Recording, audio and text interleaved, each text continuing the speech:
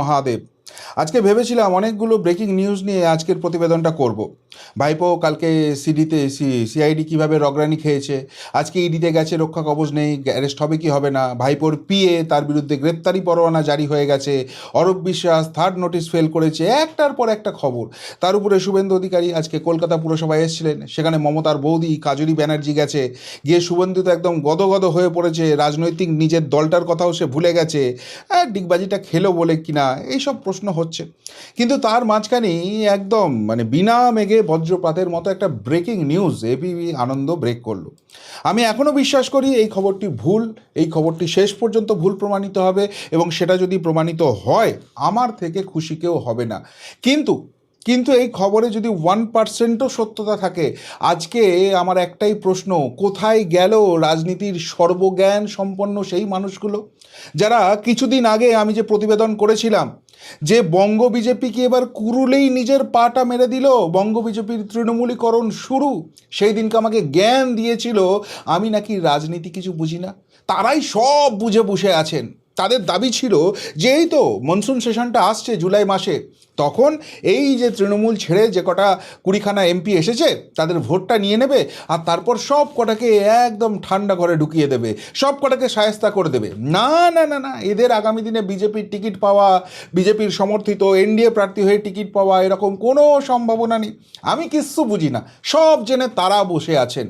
আমি তাদেরকে একটাই প্রশ্ন সেদিনকে করেছিলাম যে ঠিক আছে, আমি তো রাজনীতি কিচ্ছু বুঝি না, আপনারা সব জানতা গামছাওয়ালা, একটা কথা বলুন, আপনি আমি যাদের সঙ্গে রাজনীতির দূর দূরান্ত অবধি কোনো সম্পর্ক নেই, তাদের মনের মধ্যে যদি এই কথাটা আসে যে এদের কাজ মিটে গেলে এদেরকে ওই ফুটো ঠোঙার মতো ছুঁড়ে ফেলে দেবে এনডিএ, নরেন্দ্র মোদী, অমিত শাহ, তাহলে যারা এই রাজনীতিটা করে এই জায়গায় এসেছে, একটা লোকসভা জেতা মানে 7টা বিধানসভার ইকুয়েশন তাকে মাথায় রাখতে হয়েছে, তাদের মাথায় এই কথাটা আসবে না? এতগুলো এমপির মাথায় আসবে না?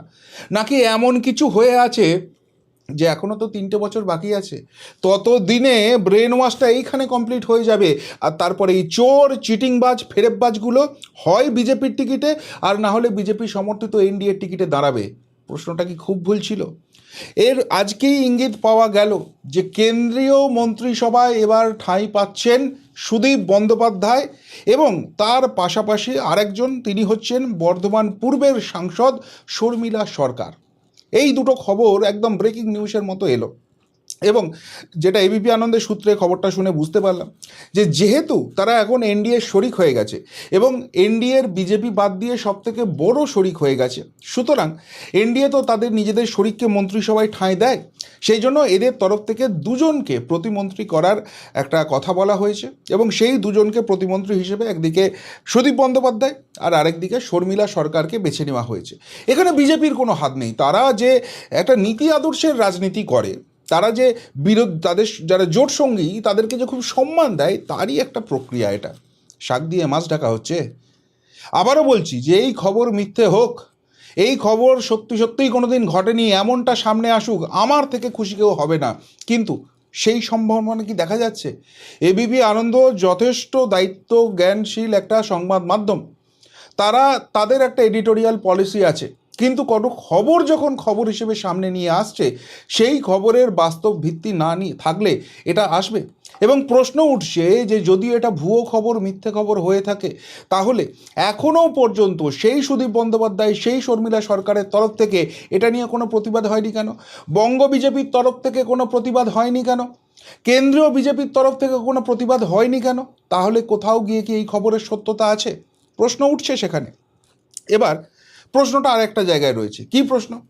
এই যে সুদীপ ব্যানার্জিকে মন্ত্রিত্ব দেওয়া হচ্ছে, এনডিএ শরিক হয়েছে বলে দেশের বৃহত্তর স্বার্থে মনসুন সেশনে ঐতিহাসিক সব বিল পাশ করানোর স্বার্থে, কে এই সুদীপ ব্যানার্জি? এই সুদীপ ব্যানার্জি দুর্নীতির দায়ে 30 মাস জেল খেটে এসেছে, এবং সেটা আমি আপনি কেউ করেনি। এই বিজেপি সরকার, তার সঙ্গে সম্পর্ক ছিল, তাদের নেতৃত্বে যে কেন্দ্রীয় তদন্তকারী সংস্থা আছে তাদের হাত ধরে এই সুদীপ ব্যানার্জিকে জেল খেটে আসতে হয়েছে, এবং সুদীপ ব্যানার্জি সেই জেল খেটে আসার পর দস্যু রত্নাকর থেকে বাল্মীকিমণি হয়ে গেছেন এমন কোনো ইনসিডেন্টস এখন অবধি চোখে পড়েনি। কেননা কিছুদিন আগেই সুরেন্দ্রনাথ কলেজের ওই ওয়ো রুমের যে কেচ্ছা কেলেঙ্কারির ব্যাপার, কোটি কোটি টাকার লেনদেন, সেই সমস্ত কিছু নিয়ে সরব হয়েছিলেন এই বিজেপির নবনির্বাচিত জনপ্রতিনিধি তাহলে যে লোকটা এতখানি করাপশন দুর্নীতির সঙ্গে যুক্ত রয়েছে সেই লোকটাকে কেন্দ্রীয় মন্ত্রিসভায় মন্ত্রিত্ব দেওয়া হচ্ছে, শাক দিয়ে মাছ ঢাকা হয়ে যাচ্ছে না? 2 নম্বর আর একটা কথা চিন্তা করুন তো, কে এই শর্মিলা সরকার?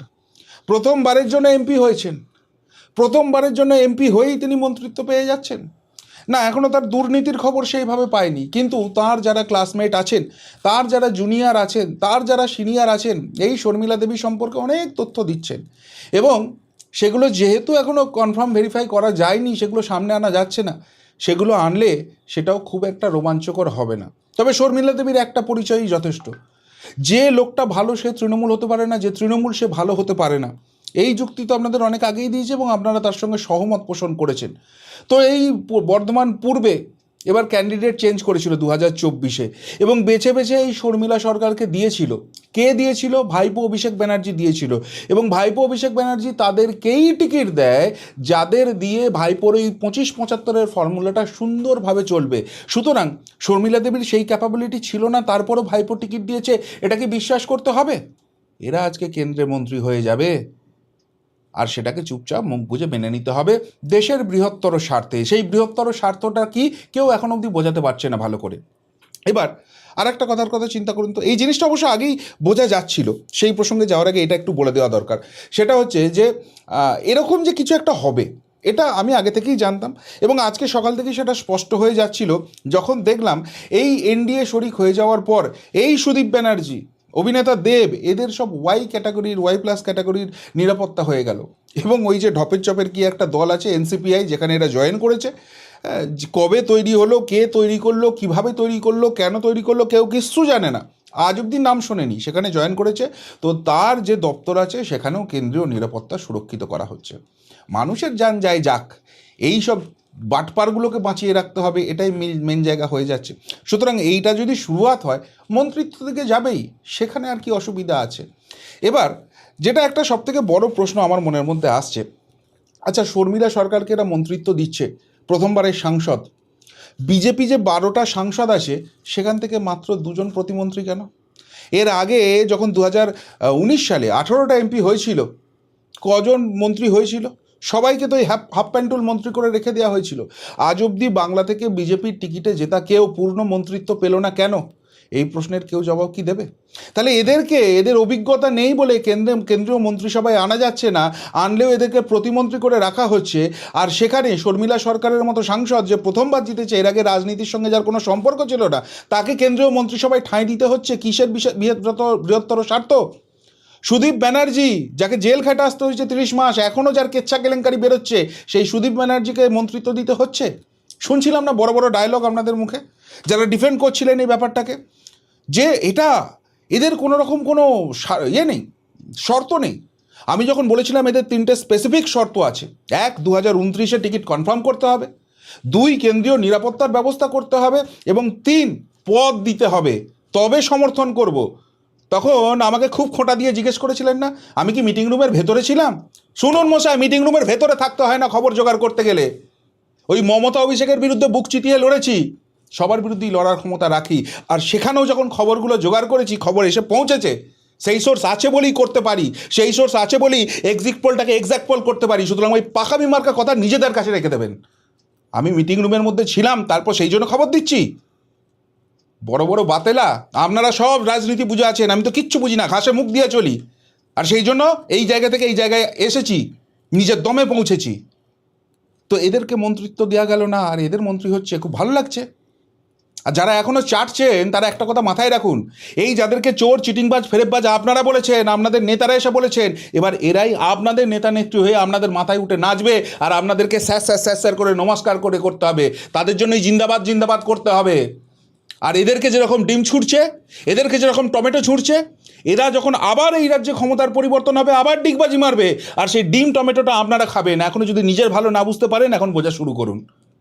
আচ্ছা, আমার মনে একটা প্রশ্ন আসছে, যে সব কিছুই তো হয়ে গেল, তাহলে এই দুটো মানুষ কি দোষ করলো বলুন তো? এদেরকে নিয়ে নিলেই তো 16 কলা পূর্ণ হয়ে যায়। বিরোধী শূন্য স্মুথ জায়গা তৈরি করা হচ্ছে, দেশের স্বার্থে হচ্ছে, নাকি এই অভিষেক ব্যানার্জিকে যেই রোজ ডেকে সিআইডি ডেকে জেরা করা হচ্ছে, ইডি ডেকে জেরা করা হচ্ছে, আসলে প্রকারান্তরে অভিষেক ব্যানার্জিকে ভালো তৃণমূল করার চেষ্টা করা হচ্ছে? যেমন এই সুদীপ ব্যানার্জিরা হঠাৎ করে আজকে ভালো তৃণমূল হয়ে গেছে, শর্মিলা সরকাররা ভালো তৃণমূল হয়ে গেছে, যারা এই চরম হিন্দু বিরোধী সায়নী ঘোষের মতো মেয়েরা তারা আজকে ভালো তৃণমূল হয়ে গেছে, চরম হিন্দু বিদ্বেষীগুলো, দুর্নীতিপরায়ণগুলো, হিন্দু রক্ত যাদের হাতে লেগে আছে তারা আজ এরকম ভালো তৃণমূল হয়ে গেছে। অভিষেক ব্যানার্জিকেও রোজ সিআইডি ইডি এইসব দিয়ে ডেকে ডেকে সেই ভালো তৃণমূল করানোর চেষ্টা করা হচ্ছে। তারপর একদিন দেখব টুক করে এদের দলে অভিষেক ব্যানার্জিও যোগদান করে দিয়েছে। তা করতেই পারেন তিনি, ভালো করে তার একটা সাংগঠনিক দক্ষতা আছে, একটা দলের আঞ্চলিক দলের সর্বভারতীয় সাধারণ সম্পাদক, তো তাকে দিয়ে দিলেই তো মোটামুটি 16 কলা পূর্ণ হয়ে যাবে। আর যেভাবে ফেঁসে আছে ভালো তৃণমূল হতে অভিষেকের খুব বেশি সময় লাগবে না, ব্যাস তাহলেই সব মিটে গেল। আর সেটা হলে মমতাই কী দোষ করলো ভাই? এতদিন এত কষ্ট টষ্ট করেছে, বুড়ো বয়সে ছোটাছুটি করাবে? তো মমতাকে কোনো একটা রাজ্যের রাজ্যপাল করে দিক, ব্যাস সব মিটে গেল। কোনো বিরোধী থাকবে না, না रहेगा বাঁশ না বাজেগি বাঁশুরি, শেষ। সেই দিকেই কি আস্তে আস্তে যাচ্ছে? সুদীপ ব্যানার্জিকে যদি ভালোবেসে নেওয়া যায়, কাকলি ঘোষ দস্তিদারকে যদি নেওয়া যায়, সায়নী ঘোষকে যদি নেওয়া যায়, অভিষেক ব্যানার্জি আর মমতা ব্যানার্জি কী দোষ করলো আমাকে একটু কেউ বুঝিয়ে দিন, যারা বৃহত্তর রাজনীতির স্বার্থে দেখছেন। দেখুন বৃহত্তর স্বার্থের রাজনীতির স্বার্থে দেখুন, মমতা ব্যানার্জি আসা মানে মমতা ব্যানার্জির সঙ্গে এতদিনের সঙ্গে থাকা মুসলিম ভোট ব্যাঙ্কটা চলে আসবে। মমতা ব্যানার্জি আসা মানে কিভাবে কোথা থেকে কিভাবে চুরি করতে হয়, কিভাবে বাটপারি করতে হয় সেইটা চলে আসবে। অভিষেক ব্যানার্জি আসা মানে কিভাবে 25-75-এর ভাগ করতে হয়, কিভাবে পুলিশকে কাজে লাগিয়ে, কিভাবে প্রশাসনকে কাজে লাগিয়ে তোলাবাজি করতে হয়, সেগুলো সব ক্লিয়ার হয়ে যাবে। নতুন দল সব জিতে এসছে, কারোর এক্সপিরিয়েন্স নেই কিভাবে কি করতে হয়, একদম শিখিয়ে পড়িয়ে এরা মানুষ করে নিতে পারবে। নিন নিন নিন, এদেরকে নেওয়ার জন্য আপনারা এবার কথাবার্তা বলুন। একদম ওই শাক দিয়ে আর মাছ ডাকতে হবে না, হাতে পতাকা ধরিয়ে একদম নিয়ে এসে সরাসরি যোগদান করিয়ে দিন। এইবার আপনাদের মনের মধ্যে একটা প্রশ্ন আসবে, হোয়াটস নেক্সট? যদি এটা হয় তাহলে কি হবে? দেখুন, আপনারা কে কী করবেন সম্পূর্ণ আপনাদের ব্যাপার, আমি কি করব সেটা আমার ব্যাপার। তো আমার মনের মধ্যে যেটা আশঙ্কা আছে, যেটা আমি ওই প্রতিবেদন যেদিনকে করেছিলাম সেদিন থেকেই যেটা আমাকে কুঁড়ে কুঁড়ে খাচ্ছিল, যে সামনে 3টে বছর আছে, এই 3 বছরে মানুষের স্মৃতিশক্তি বড্ড দুর্বল, একটু চিল্লাম চিল্লি এদিক ওদিক হবে, তারপর মানুষ আস্তে আস্তে ব্যাপারটা ভুলে যাবে। যদি মানুষ একবারে ভুলে যায় তাহলে কি করা হবে? তাহলে বলা হবে যে এদেরকে সরাসরি বিজেপি নিয়ে এসে বিজেপির টিকিট দিয়ে দেওয়া হলো। সেই জায়গা এনসিওর না করে এরা কেউ জয়েন করেনি, করতে পারে না, এদের মতো ধান্দাবাজ লোক হয় না। আর না হলে যদি তখনও চিল্লাম চিল্লি একটু থাকে, একটু কোথাও অসুবিধা থাকে, তখন বলবে যে এটা তো আমাদের এনডিএ শরিক, এবং এইটাকে চাপা দেওয়ার জন্য তখন অন্য রাজ্যে কী দুর্নীতিপরায়ণ কাম হয়েছে সেইগুলোকে সামনে নিয়ে আসা হবে। এই ধরুন অজিত পাওয়ারের কেস নিয়ে আসাবে, যে যখন মহারাষ্ট্রে অজিত পাওয়ার এসেছিল তখন আপনারা কিছু বলেননি, এখন কেন প্রতিবাদ করছেন? কেন্দ্র থেকে কোনো নেতা উড়ে এসে বলবেন যে ওই একে নেবো না ওকে নেবো না করলে চলবে না, বৃহত্তর হিন্দু স্বার্থ আছে, সবাইকে নিয়ে চলতে হবে, চুরি করেছে তার কি হয়েছে, ওটা বড় ব্যাপার নয় আজকের দিনে। বোঝাতে হবে কর্মীদের, এবং কর্মীদের গিয়ে তারপর বোঝাতে হবে সাধারণ মানুষকে। এইসব অনেক ধানায় পানায় চলবে।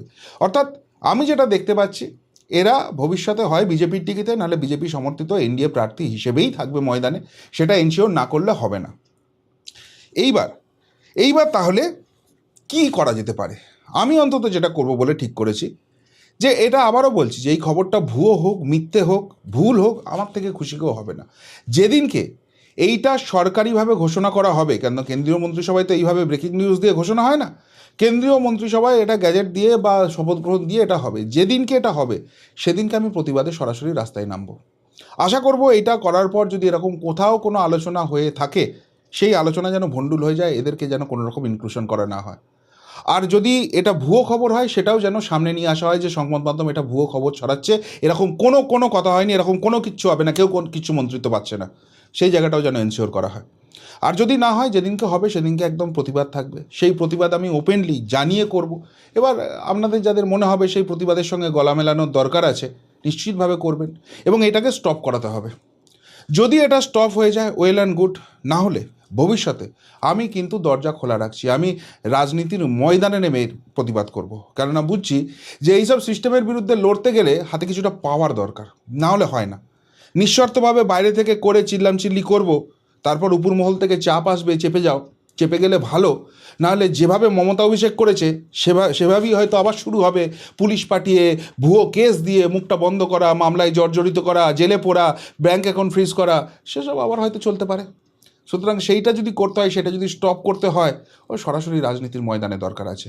আমার মনে হয় না অতখানি এক্সট্রিম স্টেপের দরকার আছে, বা আমি নেমেও বিশাল কিছু করতে পারবো সেটাও আমি জানি না।